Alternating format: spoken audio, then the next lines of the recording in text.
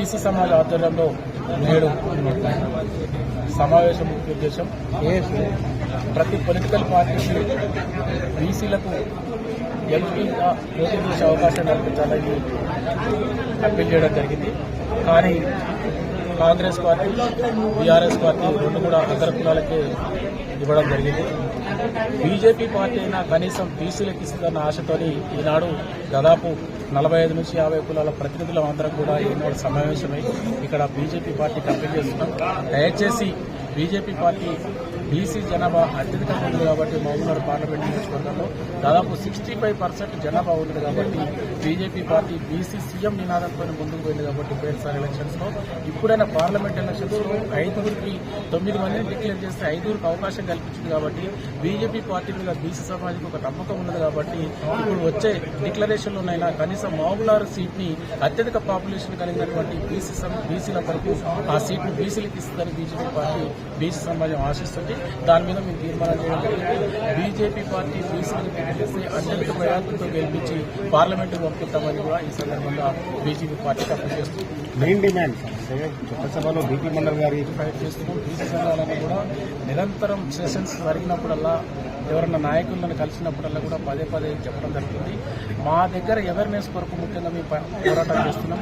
Awareness వస్తే ఈ ఆటోమేటిక్గా పొలిటికల్ పార్టీలు కూడా తలవంచ ఇది ఉంటుంది కాబట్టి ఈడబ్ల్యూఎస్ ఎవరు అడగలేవాలి ఈడబ్ల్యూఎస్, కానీ గవర్నమెంట్ పవర్ వాళ్ళ చేతులు ఉంది కాబట్టి ఈడబ్ల్యూఎస్ అనే రిజర్వేషన్స్ ని 5% లేని వాళ్ళకు 10% రిజర్వేషన్ ఇచ్చింది. వాళ్ళ వ్యక్తి జీవన్ రెడ్డి అని ఇప్పుడు ప్రజెంట్ ఉన్న ఎమ్మెల్సీ జీవన్ రెడ్డి 5% లేని మాకు 10% రిజర్వేషన్ ఇచ్చింది. వాళ్ళు ఎందుకు ఇచ్చారు? అది వాళ్ళ చేతులు అధికారంలో ఉన్నారు, అధికారం ఉన్నది కాబట్టి వాళ్ళు ఇవ్వగలిగినారు. బడుగు బలహీన వర్గాలు బీసీలకు అధికారానికి దూరంగా ఉన్నారు కాబట్టి మాదంతా కూడా మొరంతా కూడా ఆలకించే నాదుడు లేడు కాబట్టి మేము ఏమంటున్నాం అంటే రాజ్యాధికారం వైపు బీసీ సమాజం ప్రతి కమ్యూనిటీని అక్కడ మొబైలైజ్ చేస్తుంది కాబట్టి రాజ్యం వస్తేనే తప్ప ఇప్పుడు మీరు అడిగిన క్వశ్చన్స్ అన్నింటి కూడా పరిష్కారం లాగా అనుకుంటున్నాం. ఇప్పుడు కూడా మేము బానిసలుగా ఉండొద్దు, మేము పాలించే వ్యక్తులుగా పాలించే పిల్లలుగా మేము ఎదగాలంటే బీసీ సమాజం ఉంటుంది. పార్లమెంట్ ఎన్నికల్లో కుల సంఘాల పాత్ర అనే అంశంపై ఈరోజు ఉమ్మడి జిల్లా వ్యాప్తంగా అన్ని కుల సంఘ ప్రతినిధులతో మేము సమావేశం ఏర్పడడం జరిగింది. దీనికి అన్ని కుల సంఘ ప్రముఖులు ఒకే తీర్మానం, ఏకవాక్య తీర్మానం, ఏ పార్టీ అయినా బీసీకి సీట్ ఇస్తే అత్యధిక మెజార్టీతో మన ఓటు మనం వేసుకుందాం అనే మోటోతో ముందుకెళ్లి గెలిపించుకుంటామన్న ఒక నినాదంతో ఈరోజు మీటింగ్ సారాంశంగా మేము ఒక ఏకవాక్య తీర్మానం చేయడం జరిగింది. దీంట్లో ఆల్రెడీ 2 పార్టీలు అగ్రవర్ణాలకే సీటు కట్టబెట్టినాయి కాబట్టి అటువంటి అగ్రవర్ణ పార్టీలకు ఈ ఎలక్షన్లో బీసీ సమాజం మొత్తం తగిన గుణపాఠం చెప్తామని ఈ సభాముఖంగా మేము తెలియజేస్తున్నాం. అదేవిధంగా భారతీయ జనతా పార్టీ అయిన అగ్రవర్ణాల మధ్యలో ఒక బీసీ నాయకుడిగా ఎదుగుతున్న శాంతికుమార్ గారికి టికెట్ ఇవ్వాలని మా బీసీ సమాజం మొత్తం భావిస్తుంది. అటువంటి వ్యక్తికి సీట్ ఇస్తే బీసీ సమాజం మొత్తం వెనుక నుండి అతను గెలిపించేందుకు మేము ప్రయత్నం చేస్తాం. రాష్ట్ర ఉపాధ్యక్షులు అఖిల భారత యాదవ మహాసభ ఈరోజు బీసీ సమాజం ఇక్కడ ఉమ్మడి జిల్లా సమావేశం ఏర్పాటు చేసింది, చాలా సంతోషదాయకం.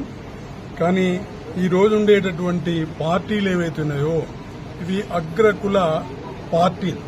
ఎందుకంటే ఈ రోజు దేశంలో అసలు బీసీలకు నాయకత్వం వహిస్తున్నటువంటి నాయకులు లేకపోవడం ద్వారా ఆ రోజు లాలూ ప్రసాద్ యాదవ్ గాని, శరద్ యాదవ్ గాని, లేదా ములాయం సింగ్ యాదవ్ గాని, లేదా కర్పూరి ఠాకూర్ లాంటి మహానుభావులు ఈ రోజు పార్లమెంట్లో లేకపోవడం ద్వారా ఈ యొక్క మహిళా బిల్ అనేటటువంటి అసలు ఎన్నో సంవత్సరాల నుంచి పోరాటం చేస్తున్నటువంటి బీసీ మహిళలకు కూడా పార్లమెంట్లో రిజర్వేషన్ ఉండాలనేటటువంటి పోరాటం చేసే సందర్భంలో అది అమలు జరగలేదు. కానీ అలాంటి మహానాయకులు లేకపోవడం ద్వారా ఒక 24 గంటల్లోనే మహిళలకు రిజర్వేషన్ మహిళా బిల్లు తీసుకొచ్చింది.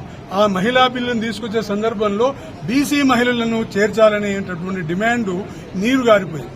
అదేవిధంగా ఈడబ్ల్యూఎస్ కనుక ఈరోజు ఎన్నో సంవత్సరాల నుంచి అసలు బీపీ మండలి యొక్క సిఫారసుల మేరకు ఈ రిజర్వేషన్లు కొనసాగించాలనేటటువంటి అనేక తీర్మానాలు, అనేక సిఫారసులు చేస్తే అందులో 2 మాత్రమే సిఫారసులు అమలు జరిపి మిగతా సిఫారసులు అమలు చేయకుండా ఈరోజు దేశంలో ఉండేటటువంటి 60% జనాభా పైనే ఉండేటటువంటి బీసీలను రాజకీయంగా నిర్లక్ష్యం చేస్తున్నటువంటి పార్టీలు ఉన్నంతకాలం ఈ బీసీలకు న్యాయం జరగదు. కనుక బీసీ నాయకత్వం ముందుకు రావాలని చెప్పేసి ఈ సందర్భంగా మనవి చేస్తాం. మహబూబ్నగర్ నుంచి